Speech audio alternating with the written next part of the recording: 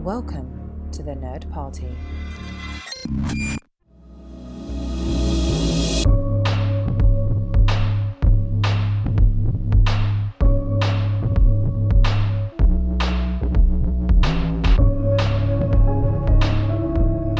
Welcome back to Houselights, specifically the House of Tarantino, where we are looking at the works of Quentin Tarantino in order, and we are here at his 8th film, The Hateful Eight. And I am one of your hosts, John Mills, and I am joined by professional hangman Darren Moser and suspicious haberdashery clerk Tristan Riddell, here to discuss The Hateful Eight, which for these two gentlemen seated across this wooden table in the middle of a blizzard, this is their first time seeing and discussing this film, whereas I'm the old vet who has been through the war with this film a few times and am happy to go through and recount everything with you. So here we are, film number 8 from Quentin Tarantino, a movie that has two different versions that were released. One was the Roadshow edition, which was 19 minutes longer than the edition that you will find in wide release or on the Blu-ray.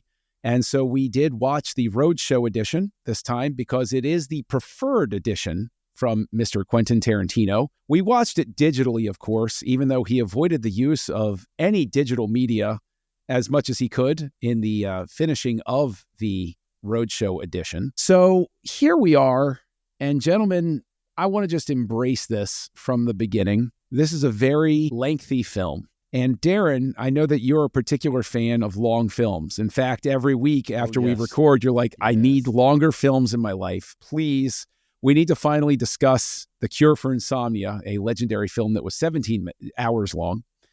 And Darren, I got to know, was this film pushing the envelope for you in terms of length, or were you overjoyed to see what Tarantino could possibly keep you captive for that long? No, length, it actually didn't bother me. For once, his chapter approach, where the titles come up and say, those were actually kind of evenly spread throughout, the story. And so that kind of helped, if I needed to take a pause or anything like that. I mean, it's obviously different watching at home in your own home entertainment versus in a theater where, you are there. If you need some popcorn, you're running.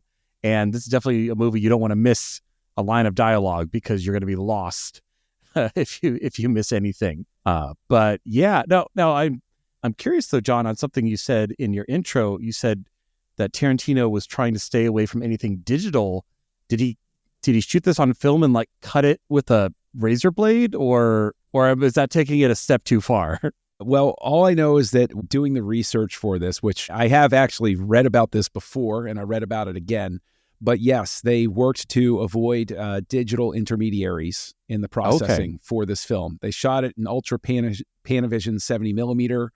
They used the special lenses. They went all out. This is Tarantino did homages to the grindhouse cinema with everything from Kill Bill to Death Proof to Django Unchained. And this is his homage after Django to the big epic Westerns of yesteryear. And so, yes, they avoided the use of digital intermediaries as much as they could in the process for this. Now, for the wide release, obviously they couldn't. But yes, his whole dedication to this, because Tarantino, as someone who respects committing to a bit, Tarantino really is holding on to this film thing as hard and long as he can. But Tristan, you didn't have the Netflix subscription where he mails you an 8mm reel? Because that's what I got. It just, popped in a big box. And hey, if I'm going to buy vinyl, I might as well buy that. But Tristan, I saw your eye go up. I have a feeling that you don't necessarily agree with Darren that the length of this film was warranted. So let's just go ahead and go after that right away. You put words in my mouth, John. I didn't say warranted. I just said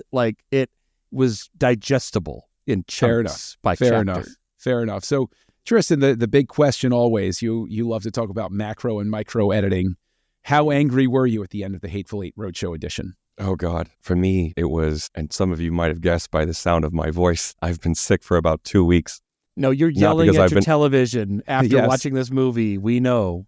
I was actually in a blizzard the entire time. That's why. I was one of the bodies on top of the stagecoach. They thought I was dead. You know, method acting is something you really have to commit to. And sir, I salute you. Yeah. So with this one, it was interesting because, I'd watch it and be like, oh, wow, this is boring as hell. And then something interesting would happen. And then it kept going. And I'm like, oh, God dang, this is boring as hell again. Then something interesting would happen. And then we got to the end.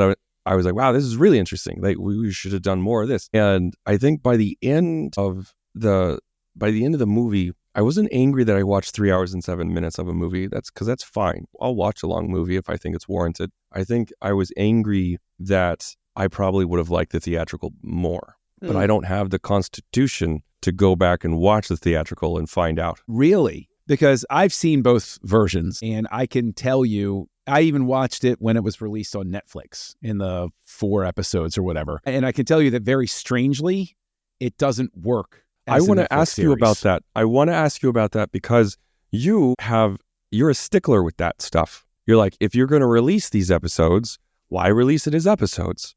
Release it as something cohesive together. Like just recently, Andor season 2 announced that it was going to be releasing 3 episodes at once. And we all know that from the previous season, that 3 episodes constituted a story arc. Yes. And so a lot of people, including you, John, are asking the question, why are we adding opening titles and closing titles in between each of these episodes if it's one story arc and you're releasing it all at once? Why not give us a mini movie? And so my question is, why does it work if it's the same bloody material? Mm-hmm. Why does it work not episodically yet? Wait, I'm saying that weird. You know what I'm trying to say. I know exactly why does the Roadshow edition work and the Netflix episodes don't? Tell us why.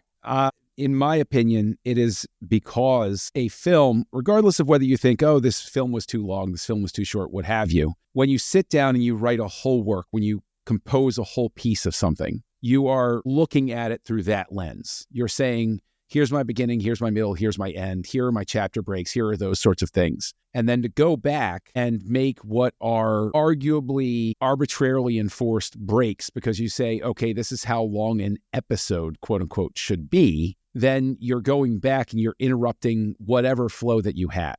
So again, whether the film is too long or not, you're interrupting the flow that you had from what you would say the macro perspective. There's a pacing thing too, because I think the pacing of Hateful Eight is part of the character of the film. It's supposed to be that sense of plodding despair of it's that slow moving train through the whole time. And if you cut it up so that it's not the chapter breaks, it's was the Netflix episodes not cut up by chapter? Not strictly, no. Not strictly. Okay. So, okay. That's, I think I can understand your feeling about that much more now because I feel like if they just cut it up by chapter, I'm like, well, what's the big deal? I mean, that's a natural. But the chapters are not of equal length throughout the whole film. And what does that matter? Well, because the thinking, basically, it could have worked if Tarantino had approached it differently. Let's put it that way. Because it was just something where it never established its flow. And I think that might speak to part of what you're saying. Your problem with it was you were like, oh, I'm bored as hell. And then something interesting happens. And it's like that. It's like an episode of Walking Dead. See, the thing is, let me come back to that. Darren, do you agree with Tristan that this was primarily boredom with periodic interesting moments? Well, at first, I've pulled up the extended chapter edition on Netflix, and they're really close. It's 50, 51, 53, and 56. So, but they have recaps at the beginning of every episode. That's not good enough, Darren. That is not good enough. It needs to be 51 seconds, and it needs to be 51 minutes and 30 seconds exactly. Well, I would just skip the recap and the intro because why? Honestly, why put them on there if you don't want me to watch them, Darren? Well, why? That's why they have the pop-up button of skip intro. But no, that's because you younger generation don't appreciate true television. That's why. Speaking of true television, it makes me think of the difference between like modern cartoons and like these are 90s cartoons, meaning the commercial break pause. Where you would have it's like dun dun dun and then it would just cut to black for a second and then come back. And watching that in the streaming era, watching older things, it's so jarring because you're like, wait, why did we stop for a second? Because we know that there's a commercial break there and that would, that's why things are, maybe we're talking about the Transformers coming back after these messages, but you don't see that in obviously modern. Nothing is made to, even if it is shown in broadcast television, they hide the cuts. Yeah. It's not paused like that. Well, I also want to say that it's the chapters themselves that are not of equal length. I don't care whether the Netflix episodes are the same length. The chapters themselves in the film are not the so same you could length. be like 5 minutes into chapter 4, and that's when chapter 4 comes up on the screen or something like that. It's not. That's weird. He rearranged stuff so that it just basically the overall flow. Maybe I need to go back and rewatch it. Maybe I was just in a bad mood when I watched it the first time. Who knows? But to answer your question though about the stretches of boredom poignant by action, I can see where Tristan is coming from, but I was just really enjoying, because being a film major once upon a time, one of the things I liked about this movie was you really have two locations. You have like the stagecoach and you have the haberdashery, and so it was very much like I watched this as a film student view. Like, okay, here, class, you're given a room and 8 characters and because it's in this Wild West setting of a lot comes down to what people say. A lot comes down to,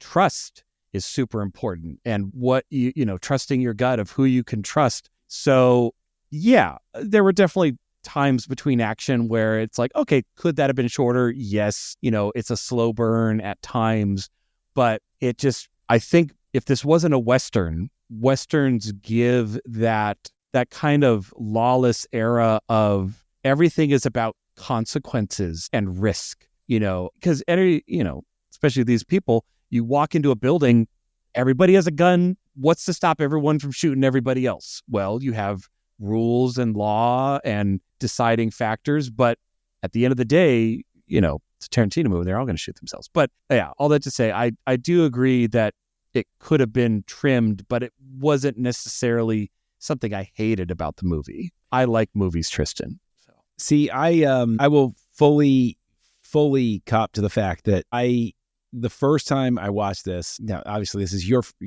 first time watching it. Tarantino seems to release films around monumental times in life, at least for me, because why did I miss previous ones? Because, blah, blah, blah. I'm getting married. I'm doing the blah, blah, blah, all of this type of stuff. Hateful Eight is released in December of 2015, which was about a month after my third child was born. And even if I could have managed to drag myself to go to the AFI theater, because I was still living in the DC metro area at the time, I could have seen the Roadshow edition in person.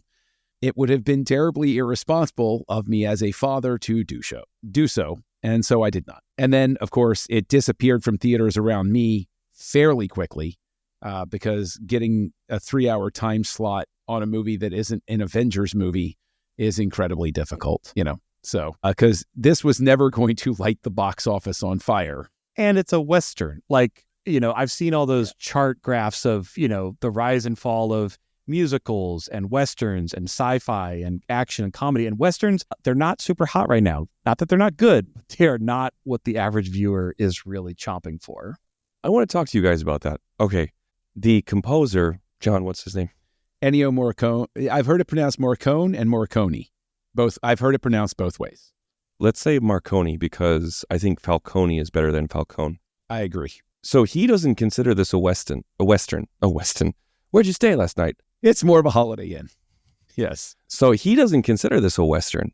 And so he approached this completely different musically. He said that he approached it as an adventure film. And as I was reading that, it kind of dawned on me that I feel like this movie, there are parts of it, you'd have to rework it, of course, and everything like that. But I feel like this could have been something in the vein, if it wasn't for the bounty hunting, which is kind of, that's a big if, that's hard to say. But with the bounty hunting and taking dead or alive and everything like that, this movie did not feel like a Western to me, because to me, with all the Westerns that I've seen and in studying Westerns and everything like that, there's one thing that you've heard me say on this podcast before, is that landscape is incredibly important to Westerns and about the distance between. Now, while that is typically done in a physical space, I feel like Tarantino did a very good job of showcasing the distance in between and the landscape between the North and the South within the haberdashery. I think that was, the blocking is very well done. Like if anything, the best thing about this movie is the blocking, 100%, in order to keep track of all of that and make sure where everybody is and where they shouldn't be. I mean, that in itself is a feat of directing. But to me, there was nothing about this that absolutely screamed Western besides the horses. Sorry. Yeah, besides the horses. No, if there's a few things like there's so many times where like you'll see a movie and it'll be like it's not really a Star Trek movie. It just has a Star Trek skin. To me, I feel like could be argued this isn't a Western movie. It just has a Western skin. What do you guys think about that? I will disagree on these grounds in that I think that you have plenty of instances in older Westerns where they have a contrast between the big expanses of being out west and then pulling inside to the smaller location. I understand what you're saying. I don't dismiss it.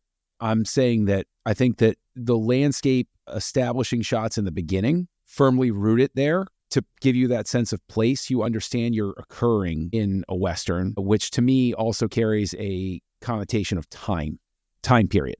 A Western only exists in my brain within a certain time period. And those opening shots, boom, that's a Western. That's where you go and you pull everybody in. And I think that is actually one of the strengths of the movie is you're aware of that outside and you're aware you can't escape. So it takes away the one thing in a Western that's typically a staple scene is somebody running off into the horizon trying to get away and getting gunned down anyway, sort of thing. Instead, it starts big and then pulls in until eventually even going to the outhouse is out of the question. When Obi goes out for the last time, he says, I'm never going out there again. And it's like, you realize even then, until this storm dies down, everybody's holding it or pooping in a corner sort of thing. So that's why I would go with a Western. Darren, be the tiebreaker here. I mean, yeah, you watch the cinematicness of the opening shots and even the title card of the overture is just, it's screaming wide open, wide format, Lawrence, all sorts of, which, are very synonymous with Westerns. I mean, yeah, it's interesting what you said about the music, because I really do see that. It makes me think of where he was just told, make music, and I'm paraphrasing highly. I don't remember the exact situation, but it was like, make music. And then he basically fit it to what he shot. And it was but it worked. It worked in a crazy way. It's probably not exactly how it went down, but it was something like that. What you're saying there, Tristan, correct me if I'm wrong. Isn't that the way Reznor works with Fincher? Is they just make 9 billion hours of music and then they spot it? Because he gave them tone and things to hit, but it wasn't like, this is the space docking scene. I could be wrong, Darren, but Reznor and his partner oftentimes will just make just a crap ton of music and a lot of tones, and then Fincher will just take it and just throw it down. Darren, with Zimmer and Interstellar, I don't remember it being that vague. I'm not saying you're wrong. Yeah, but I thought it was more.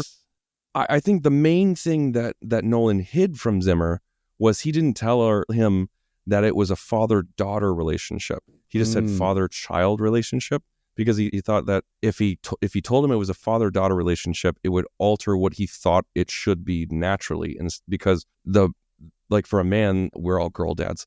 But for sometimes a father-son relationship is mainly what we see in movies.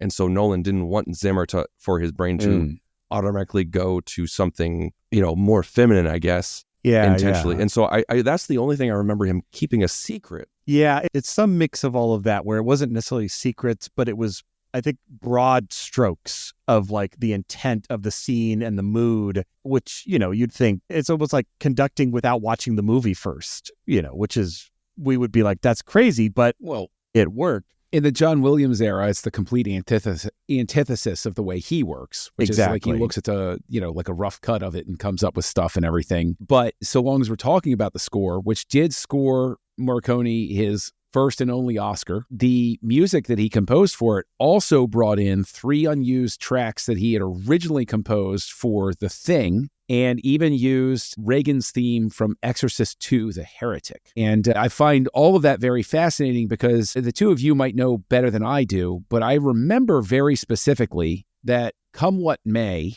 which was a beautiful song, first performed in Moulin Rouge with Ewan McGregor and Nicole Kidman. This is a Baz Luhrmann movie.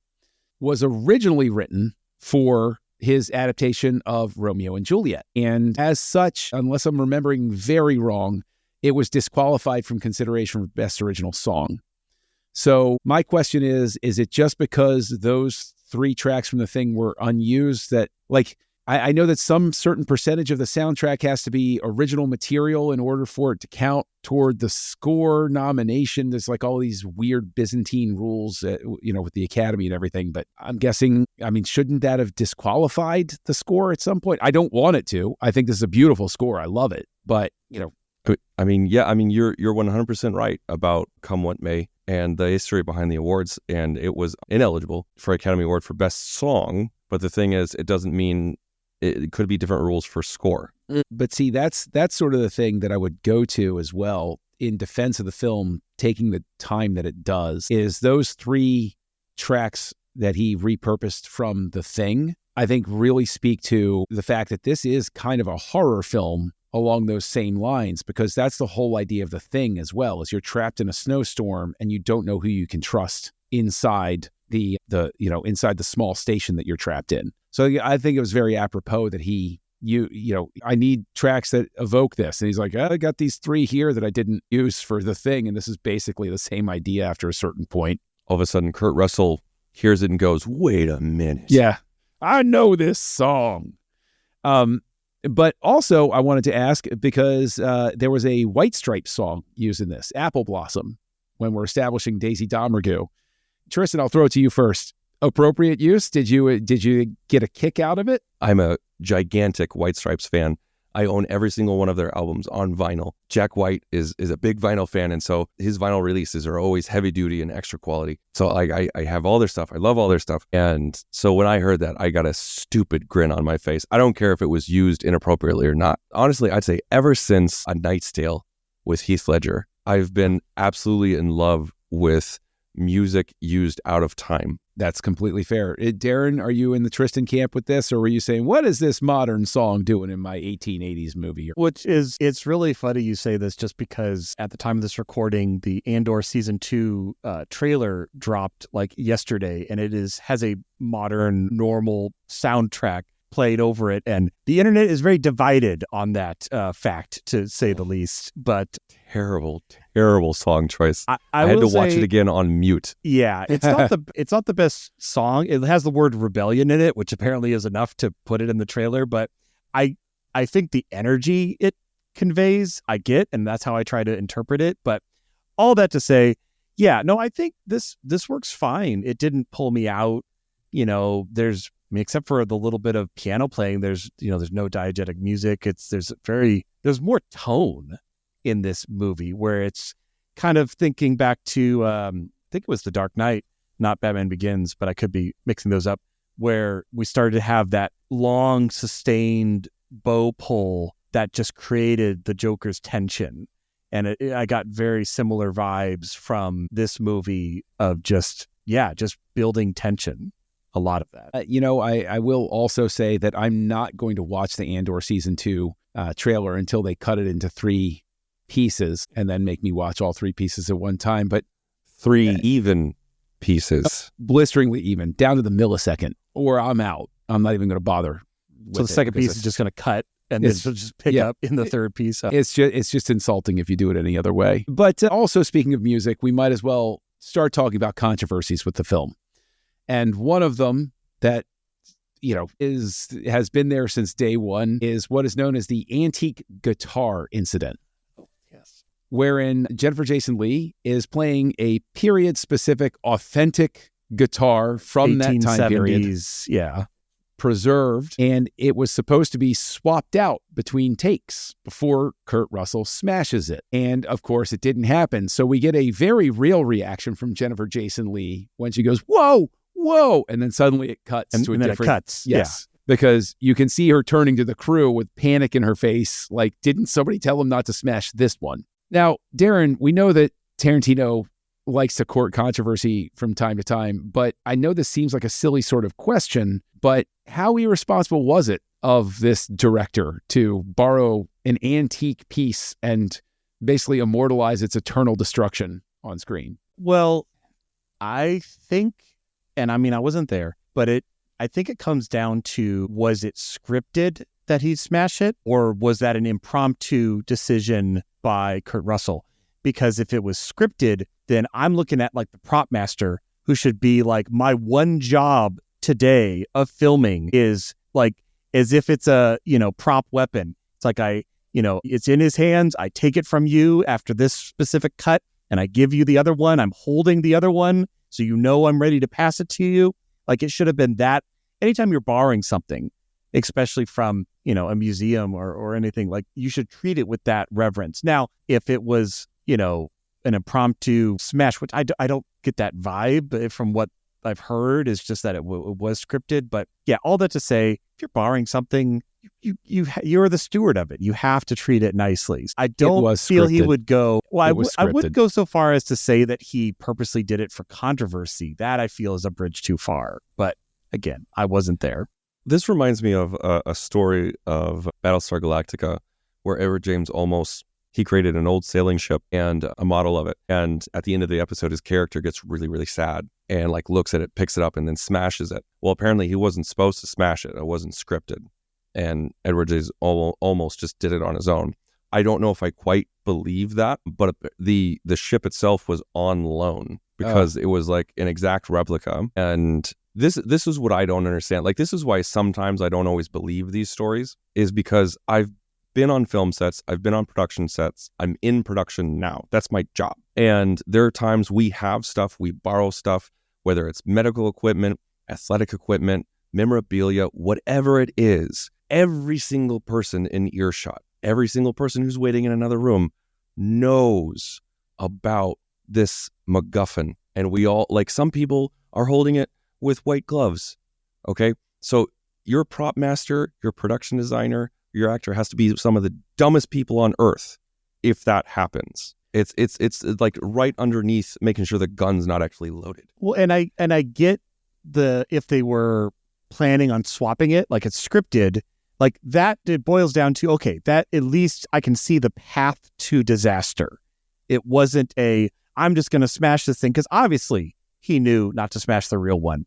But whatever transpired that he thought it had been swapped, or what piece of information that miscommunicated to him that it was go time, that's how I viewed it. Because if it's scripted, especially, there's no way that Kurt Russell, he obviously assumed that it was good to go. And something in the communication broke down before then. Apparently, you're absolutely right. According to the sound mixer, somebody didn't communicate that to Russell. So either Russell already thought it was swapped out. I think the whole thing is avoidable because it's definitely avoidable. Nobody on this recording would have been able to say, that's not a period-specific guitar. Why are you using that? Like, this sort of thing, this is one of the things that drives me nuts about period films, is when they're like, well, I need period-specific thing. It's like, sometimes you can be close enough, champ.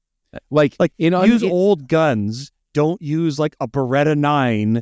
Like, obviously the Western aren't using that, but yeah. Well, like, it's even beyond that. Like, I remember when Unforgiven came out, so many years ago, somebody called out the fact that a character is drinking from a bottle and it was stamped a certain way on the back. And they said, they didn't start stamping bottles like that till 50 years later. And I remember everybody else in the world was saying, what? Who cares? Yeah. You're like the one person who knows that. Who cares? Or how many movies do we see where, this is set in, 55, but that's a 57 Corvette. And it's like, it's a Corvette. Like, it doesn't, no one is really going to pick up on that. Yeah. One of my favorite things, and this actually isn't, this is an opposite example, because like so many times you'll see idiots online who just live for that, like absolutely live for it, to find mistakes like that. They feel like they've won something when they find those mistakes. But one thing is that like we all know I'm a gigantic Fincher fan. And when he was making Mindhunter and you were watching the behind the scenes of all the CGI that's in Mindhunter, because like Fincher is known for using hidden CGI where it's not in your face whatsoever most of the time. Well, there was a scene in Mindhunter where what's the killer? BTK. Thank you. BTK. The BTK guy was, checking his mail and then walking away. As he's walking away, they're putting in trees, they're changing the sky, all normal stuff. But then all of a sudden, they remove all of the subtle ramps in the sidewalk. all the wheelchair accessible all the ramps curb and cuts. the sidewalks. You're right. All the 'cause there thank you, wouldn't- curb There cuts. wouldn't be any. There You're wouldn't right. be any curb cuts. But that's one of those things where you're just like, it's so You wouldn't even minute. notice it if it was there, but you would. But if someone pointed out, you'd be like, "Oh yeah, there's curb cuts every 5 feet." Like that wouldn't have been. I hadn't But thought of Fincher's that. obsessive enough to take care of it, and that's I think That's a that's great a example. good thing. I think it's a good thing for a director to do. But when you're dealing with an antique guitar that's worth a lot of money and that somebody has borrowed and everything like that, everybody on set should know. Anyway, Yes. So that's just one of the many controversies attached to the film. In terms of the film itself, it was originally constructed to be a Django story. And so Marquez was supposed to be Django. And what prevented that was the fact that the script leaked online. So Tarantino said, screw you guys. And he was going to make it a novel. And then he had a live reading. And then after the live reading, he was like, I think I know how I can make this work. And so then he rewrote it and brought all of these new characters in. So, I mean, we just watched Django Unchained. Darren, I'm going to ask you, would this have worked with Django in that main role played by Sam Jackson? It's so funny because, again, we just watched Django, and there's that scene where they're in the winter and they stop at a cabin, and it felt like the exact same cabin. Like, I know it wasn't, the same design or whatever, but the tone of it was very, very similar. And again, I loved his portrayal in this, but Tim Roth and Oswald, I'm not going to say, it felt very much like the bounty hunter character from Django, like his mannerisms, the way he was portraying things. He's a much more background character. So the fact that this was made right after Django, obvious, there's a lot of fingerprints across between the two. As far as the whole story, it was almost like they took that one scene where they visit the cabin and expanded it into an entire movie, that you just didn't know was happening in the background. Okay. Same question to you, Tristan. Does this work as a Django story? no, because we know Django's the hero. He doesn't belong as a member of the Hateful Eight. Yeah. But that's the main thing of this. You don't know who's the hero. You don't know what everyone's motivations are. I think to Tristan's point, I agree with you, Tristan. He can't be this despicable. He'd have to die once they got to the haberdashery. Yes, you could. He'd have to be like the carrying forward. first one to die. I'd be very interested because when that original script leaked, I didn't know about it. And if I did, I wouldn't have paid attention to it because I think that's just dirty pool. So wait, are you saying that he was writing this as like a sequel to Django, or it leaked before he made Django? No, he wrote this as a follow-up to Django, where Django was the main character. And that script leaked, and he walked away from it the same way he walked away from this script that he wrote for his 10th film. That one leaked, and he was like, screw you guys, I'm going home. And supposedly walked away from it. And then he was going to turn this into a novel. Then he had the staged reading, and he was like, oh, I know how I can make this work now after the staged reading or whatever. Yeah, I don't think this works as a Django film. The nature of it would have been very, very different because, to your point, Tristan, Django's a good person. I think I can see bits of where that original inspiration still sits. But, while this is called the Hateful Eight, Django just doesn't belong with these people, not in the least. So Django and the Hateful Eight. It would Django and Seven Terrible People would be the Despicable Seven. Django Unchained, locked up with seven terrible people. Yes. But these are way more, not way more. These are very interesting characters. Like, I don't want Django in this because then I know so much more about this one character and I know nothing about everyone else. That's part of this structure is honestly, as it was going for the longest time for Goggins' character for the sheriff, I didn't trust him because I'm like, you were just wandering down the road. You could have been with these guys and you just came out this direction. You really come down to, what do you really know? What do you absolutely for sure know based on these characters? And for most of the movie, it's not a lot until it's, revealed and all of that. So, Tristan, given the fact that these are all terrible people, I would argue that Warren is arguably heroic. He's the most not awful person, is the way I'll state that, of the group. He's been through a lot. He's used to convey a lot of the message of race relations and stuff like that. But he's given a very tricky moral situation wherein he relays a story intended to make Bruce Dern's character of the old Confederate general pull a gun on him so he can justify shooting him, which closes a loop from when Kurt Russell's character says, that's the trouble with old people, kick him down the stairs and call it an accident. It's no problem, but you can't shoot him. So the way Tarantino deals with the telling of that story, though, generates some controversy.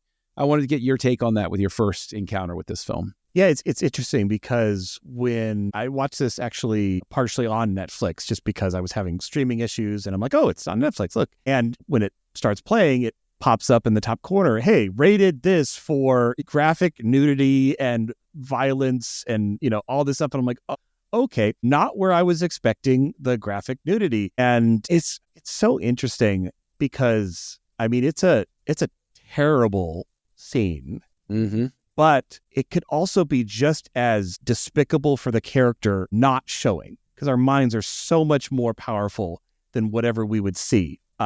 Because I knew nothing about this movie. I didn't know what to expect. I didn't know, like I said, that's all I knew was that warning that popped up in the top corner. So I was like, okay, this is where we're going. We're going to tell and we're going to show, like, this is what we leave the confines of our special box of the story. That's what we're going to go off and show. So, yeah, I think you could have done it without show. I don't think showing conveyed more of a impact than just explaining it. It was more interesting seeing the reaction on General Smithers' face. That is where the scene really comes through, but you're intercutting with that and just trying to see where this is all going. So again, like, it's kind of interesting just how, I don't know, it makes me kind of expand into just ratings and not like star ratings, Mm-hmm. PG, and then just how America is with like violence versus blood versus gore versus attack versus language, which we all know is just all out of whack. So all that to say, yeah, if the question is, did it need to be in there to convey that? No. I think you could still explain it, but just keep it in the mind's eye, which is, as we know, is way more powerful than anything you put on screen for shock value or whatever. Yeah, I completely plug into what you're saying, and I would never discount it. I would never dismiss it. Like, I completely plug into what you're saying and where you're going with that. But Tristan, this is your first encounter with it. What did it hit with you? Like this chord? Well, unfortunately, that was the first thing I saw of the movie. I can't remember how I saw it. I can't remember in what situation. And it really bothered me. And I know that this is a very obvious thing to say, but I have a really hard time with sexual assault and rape in movies, in cinema, which I know is weird because one of my favorite movies is Girl with the Dragon Tattoo, but that's a story of sexual assault, not just one where it's thrown in there. And it wasn't so much that the sexual assault was in it, but for some reason, it really bothered me that it was Sam Jackson. I can't articulate why, but it really, really bothered me that we saw Sam Jackson as a rapist. And I know it's a movie. I know that he has played characters who have done terrible things throughout the years. I understand that. I know that it's cinema, none of it's real. I get that. But my lizard brain, doesn't like to equate Sam Jackson with that kind of terror. And I was scared of the movie, and I didn't watch it for 10 years because of it. That was the main reason. I had no idea this scene existed the first time I saw it. It's obviously not something that I quote unquote relish see. Like, it's not something I'm looking, when I sit down to watch Hateful Eight, I'm not like, good. This isn't, it's like, I think, Tristan, I sort of approach it the same way that I think, if you go back to our discussion about Girl with a Dragon Tattoo, you're like, there's a certain scene where like you just hit fast forward because you're like, I don't want to watch that. This doesn't quite go into that territory, but I think that Tarantino indulges the worst aspect of his nature with showing it as completely as he does. I think that there is a way to have that sort of play over Bruce Dern's reaction, because Darren, I agree with you. Bruce Dern pulling up the blanket, looking like somebody's telling him a scary story. He doesn't want to hear it anymore. You actually have Goggins saying he's just telling a lie just to get you to pull that gun. Don't you listen to him? Like, that line is very important there. It's saying to the audience, none of what you are seeing is actually real, because if it were actually real, Sam Jackson's character he's like the worst of the worst at that point. But does it need to be in there? No. I definitely think that Tarantino, if I were in the editing booth with him, I think if Sally Menke was still, or Sally Menke, I always forget how to pronounce it. I think if she were in the booth with him, she would have talked him out of it probably. I definitely agree. Yeah. But I think that by his 8th film, without that strong voice sitting next to him, I think he's able to say, no, I need this in my film. Whereas she would have said, I really don't think you do, Quentin Tarantino. I think we can cut that one shot. I think we can cut that shot. Because it's really that one shot that is really the one where it just goes over the line and you're watching it at a certain point saying, okay, but I'm not going to see anything, right? I'm not going to see. And then it goes to that one shot and you're like, oh, you didn't need to do that. Like that's the line where it just sort of crosses over. And it's weird because it's a 3-hour plus movie and it's a 7-second shot, but you're like, that 7 seconds could have gone right out and nobody would have missed it. So, well, and because you mentioned, Quentin's mannerisms, totally to change the subject, what's with the narration? Because boy, that totally caught me off guard, where he's like, and now we return to scene 8 as we go back in to, now, is that not in your guys' version? Did I mix something up? I might have. It sounds like I did. It's possible. Okay. I know what you're talking about. Because part of this I did watch on Netflix because of my streaming issues. So maybe that's only in the Netflix. But there's literally like, they go back in and it's like, and now, or what is it? It's about I think it's about the coffee, or no. It's narration from Tarantino. Yeah. And it's like, scene interior, like, well, it's not that far, but it's basically, he's like, and now we go back to our heroes and he's describing what's happening. And I'm like, why is this narration in here? It happens twice. That wasn't in the Roadshow. Okay, edition. So that's my bad. No I'm narration mixing in the up Roadshow the edition. narration. Yeah. I still, you know what? I actually want to ask, in terms of Roadshow and stuff like that, obviously the intermission is a part of this film. I think the intermission is needed, but I think it actually takes place at the wrong point. I think the intermission should have happened not when Senior Bob closes the piano, but it should have happened after Warren gets shot. He's laying there screaming, and that's where the intermission should happen, right? Because you're like, oh, what happens next? I've seen this person in the shadows underneath him fire up, and he's been shot in the groin, and he's screaming. Darren, did you think the intermission was in the right spot, or would you have put it somewhere else?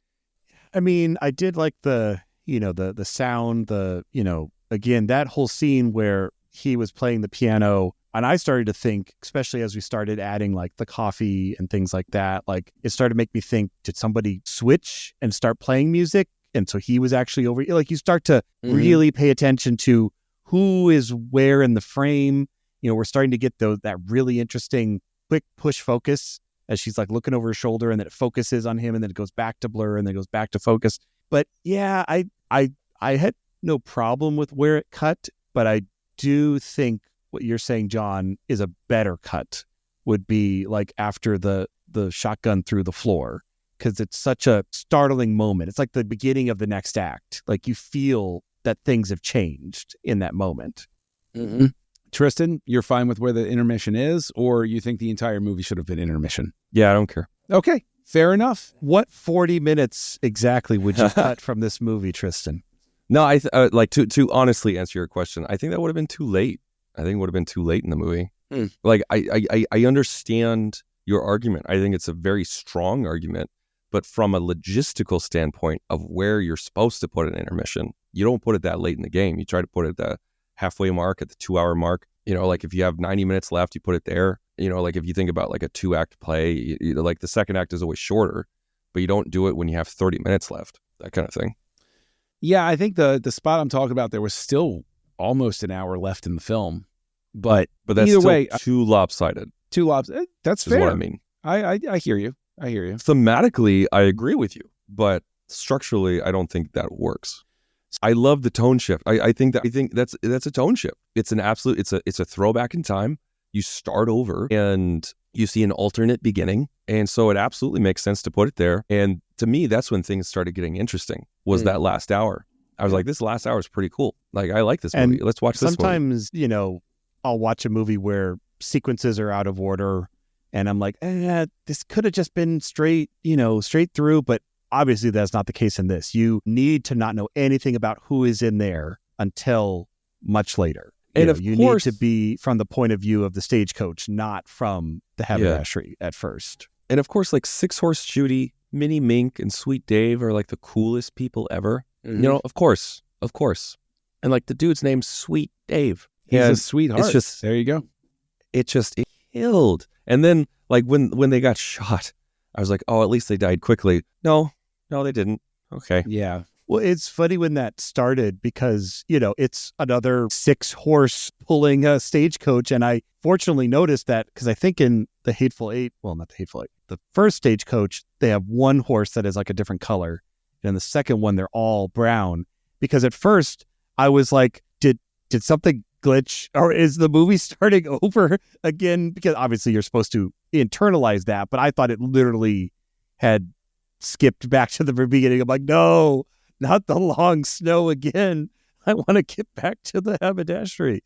And then, we do. But so one last note before we close it out is I think, and a lot of people did because I believe she got an Academy Award nomination, I thought Jennifer Jason Leigh was terrific as Daisy Domergue. And I think that it stands out because she's the only main female role in the entire thing. Tristan, do you think that Domergue works as a Tarantino character? Do you think that there's any artificial, because there were some people that had problems with the Domergue character, felt that she didn't ring true necessarily. Do you think that Domergue works, or do you think that there were opportunities missed with the character? I felt like she was kind of a blank slate. I mean, I don't know. She got a nom for it, and people like it. I mean, I'm sure people are angry with me for what I've said so far already, but I guess I might as well pile on. But I think that role could have been played by anybody, honestly. I don't think there was anything special about it. I don't think there was anything special about how it was written, how it was performed, maybe the last little bit, but even then, that's one of those roles where I feel like when they say like, oh, so-and-so was considered, Warwick Davis was considered, like when they would say all those things, all those different names, I'm like, yeah, I feel like anybody could have played that role. But when you're talking about like John Ruth as, Kurt Russell as Ruth, or Jackson as Warren, or Goggin as Mannix, like, no, those people helped define the role. But like with Roth's character, or Dern's character, or even Madsen's character, I'm a big Madsen fan. Anybody could have played those characters. I feel like the gang, like anybody from the gang could have been played by anybody, and it doesn't really matter. And yeah. Okay, fair enough. Darren? I liked her performance, but in a story like this where so much of it is communicated by talking, and she has like the least number of lines of one of the major players of anybody. So we're just not given a lot to go off of. We're given these tiny snippets of, she's acting her heart out in these tiny moments of her interaction, and they're all great, but, she's not the most interesting person in the room. It's kind of like you're told she's the most interesting person. You're not shown she's the most interesting person. See, this is where I'm going to break with the two of you, because I think that Leigh does a great job of being present despite the fact that she's not given a lot of dialogue to start off with, so that when that tone shift happens and she does become a more active member of the cast, I think that's your payoff right there, is you can sense all of that. The way that she first interacts with Sam Jackson, the way that she spits on the letter, the way that she does these things, I think that Leigh brings something really electric to the role. I really do. I think that she inhabits it, and I'm in that camp that would give her those accolades and those award nominations for her performance. So we've gone through so many aspects of the film, and though the film itself is roughly 4 or 5 days long, we'll keep it contained to our typical approximate hour. And for both of you, it's your first time watching it. I'm going to go first because I've seen it multiple times. I own this soundtrack on vinyl. I will warn you, because of Tarantino's habit of putting dialogue on soundtracks, do not play this soundtrack without headphones on, because it will surprise you as you're sitting there like, yeah, I'm really into this. And then a dialogue snippet comes up and you go, oh no, I hope nobody heard me listening to this. But brass tacks, I adore this film. I love it. It was for a time my favorite Tarantino film. I am engaged by this. I'm engrossed by this film. I love the pacing. I love the uncomfortable stuff. I agree I said already, I agree. He indulges his worst nature with the telling of the story to get the general angry. I think that could have been cut. But as we've often said, what film is perfect? It's all subjective. And I'm looking at the whole. From the first time I watched this, I couldn't stop watching it. It's a combination of the music and the visuals and the fact that I'm watching a digital version of a movie that he was obsessively avoiding to be put together on digital, which feels like the ultimate victory for the audience. And so I come in with a rock solid 5 stars. I love this film. I will not apologize for it. And to bring the audience down, because I've angered half of the audience with my 5 stars, I will go to you, Tristan, to give sweet salve, to give succor to the half of the audience that hated this film. Go ahead, please. You think it's split down the middle like that? Like, you think that people hated and loved this film that? No, I think that Darren will speak for the piece of the audience that I just dismissed. Oh, okay. I think Darren probably even the more rational person between the two of us. Darren's here in the room as you guys are talking. But oh my God. Darren, quiet. We're talking about you. Under the floorboards. Ba-ba! Here's my rating. Right into you. So I did not enjoy this movie. I don't know if you guys could tell that or not. You tipped it off. Yeah, I did not enjoy this movie. I'm glad I waited 10 years and 9 years to watch it. I don't feel like I missed anything. I think it's a slog. It's one of those movies, and I've encountered movies like this every once in a while where I'm like, why the hell was this made? Like, this was not a story that needed to be told. And it's like when I watched The Witch, I was like, what a miserable film. Like, why on earth did I watch that? Why would anybody like this? And I'm sure that I'm going to get letters for people like, you didn't like The Witch, you just don't like movies. Is that the one with the double V? Like, yeah. I keep calling it the Vivitch. Like, I know it's I make the same joke where I'm like, the Vivitch. Yes. It's like fan-fortastic. Like, you just don't do that. Just don't. If only they'd spelled Rogue One with the number 1. No, that's too much. At like E. Formula One. Oh, yes. That's what I'm looking for. Yeah, it's just, I'm giving this 2.5 stars. This movie is my second least favorite movie of Tarantino. I'll never watch it again. I won't watch the theatrical cut because I don't care. Yeah. I thought most of the performances were blasé, and it was miserable. Well, we thank you for your rating, Tristan. And Darren, please, let's rescue the rest of the audience that is on neither end of these polls and give us the straight, clear shot home. Well, no, it's interesting because I think, as we've all discussed, and especially as you've led this discussion, Sweet John, with an even hand, it's like there's things we've liked and you've seen it from all our point of view. It's definitely that kind of a movie. I kind of go back to what I said in the very beginning of I looked at this in a filmmaking standard. Like, I think this movie, I'm not saying, put this movie on a pedestal and be like, this is what all movies need to be. But if you're like making movies and you want to talk about the process, you want to talk about tension and, again, are all the characters like 10 out of 10 super engaging? No. Like, did I think Kurt Russell like killed it? Like, yes. So I think using this as a showcase of clips of it to just be like, look at how they're building the tension here. Look how once we know about these characters, that tension's kind of released a bit. Like, we're not as worried about our characters, but now we are. So I'm giving this a 4 overall. I want to rewatch parts of it. I want to deconstruct it. I want to look at how, choices were made and things like that. There are definitely scenes I will not be watching again. But, I got it on digital, Quentin, so I could watch it, whatever part I want. How dare you? How dare you not watch it as the director intended, Darren? I can't fit but an eighth of a 70 millimeter screen in my garage. So that's how it's going to work. Well, but you have to go buy your own theater now. That's what Tarantino did. There we go. But yeah, I'm kind of glad we're out of the Grindhouse era. I think this was, it's kind of a Western that's not a Western. But overall, for a movie that takes place in 2 locations, for something that uses nature, a lot of times we don't get adventure movies with nature as often, where like the river is part of the villainy that's trying to kill our characters. It's like you feel that storm. And when they kind of jump to the past and it's like a beautiful sky day and you're like, oh, this place does look nice. It's just we showed up at the worst time possible to enjoy this building. Yeah. And just again, I love the Western aspect of the gun-toting era where what you say and the promises you make and your honor and the discussion, that's everything. Everything hinges on that. Whether or not you shoot someone where they stand, whether or not you fear for your life.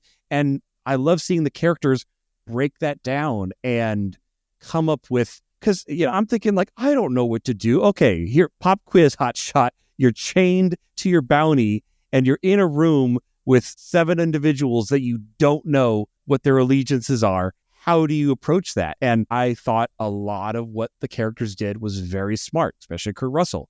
Like disarm and defend, move. And again, it didn't work out for everybody or anybody. Like you could put that tagline on the poster. It didn't work out for anybody. But I will say, I've always said, I love smart villains. I love smart villains that are written well. And I will say the villainy and the good choices, again, not perfect choices, but nobody was like stupid. And like nobody was like, I'm going to slowly, shift over here and you're obviously going to see me reach for this gun. Like there was none of that. Everything was so choreographed. So yeah, it was a really impressive movie. So 4 stars. Well, there you go. And this is the 8th film from Tarantino. Was this the 8th film? I wasn't sure about that with all the 8th film popping up. And now we're barreling toward the 9th film. And so, Darren, how are we going to close out the House of Tarantino? What is on the docket? Yes, we're approaching the end of Quentin Tarantino's career, ? As we jump to 2019 with Once Upon a Time in Hollywood here on Houselights. Join the revolution. Join the Nerd Party.